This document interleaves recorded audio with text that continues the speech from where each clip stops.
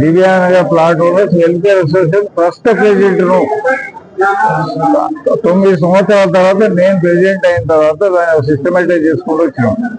అయితే 1988 లో ఇక్కడ ఇది మలిపెద్ది వాళ్ళ వంశ సంబంధి వాళ్ళు ఈ ప్లాట్ అన్ని అమ్మిండ్రు. దాంట్లో నేను కొనుక్కున్నా, అందరు కొనుక్కున్నారు. అప్పటి నుంచి ఎప్పుడు ప్రాబ్లం లేదు. కాకపోతే ఏంటంటే అక్కడున్న నాయకులకు ఉన్న స్వార్థ బుద్ధి, ఎప్పుడు డబ్బులు కావాలంటే మేము అందించలేకపోయినాం. దాంతో లేని భూమిని ఉన్నట్టుగా గవర్నమెంట్ భూమిని ఒక బొమ్మ తీసి వాళ్ళ భూమి వాళ్ళకి పక్కా ఉండి తీసి అది చూపించి దాని మీద గవర్నమెంట్ భూమిని కాంప్లైంట్ చేస్తే అక్కడ వాళ్ళు వెరిఫై చేసుకున్నట్టు ఏ వెరిఫికేషన్ లేదు. పోనీ మా దగ్గరికి వచ్చి అడగచ్చు కదా, నేను అక్కడనే ఉంటా, అది కూడా తీసుకోలేదు. తీసుకోకుండా చేసిన పని అంటే మొన్న మూలకం చేసేసిండు, తర్వాత అందరు బెదిరించిండు.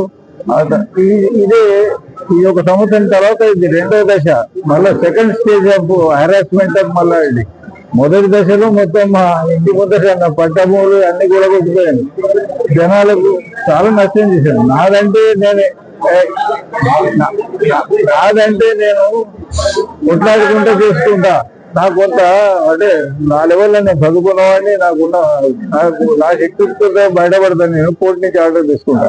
కానీ వాట్ ఎవర్ ది పూర్తి లోస్, ఒకడు ఒక 200 గదాలు 150 గదాలు 100 గదాలు కొనుక్కున్న బతికేది చెప్పండి. వీళ్ళందరికీ వాళ్ళ తరఫున వాళ్ళందరూ మీటింగ్ పెట్టాలి సార్, మీరు రావాలంటే నేను వచ్చిన. ముందు నా కోసం పెట్టలేదు మీటింగ్, కానీ నా కోసం కూడా మాట్లాడాల్సి వచ్చింది. ఏంటంటే నా మీద మొన్న ఈ పేపర్లలో 1920 నాడు విపరీత అన్ని పేపర్లు కలెక్ట్ చేసిన. మల్లారెడ్డి 6 ఎకరాల పని ఉంటే కబ్జా పెట్టుకున్నాడు, దాన్ని విడిపించడం.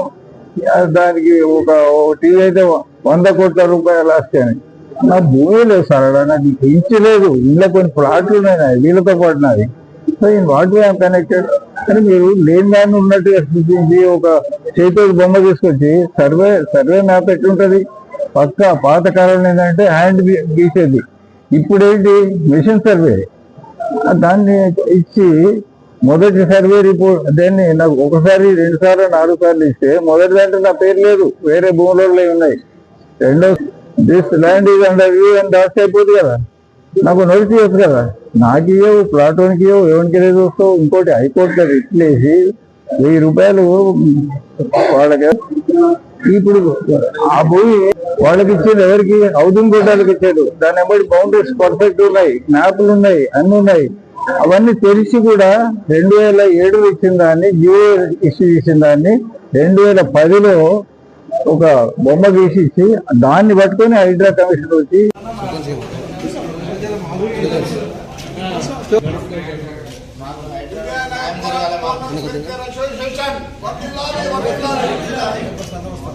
మా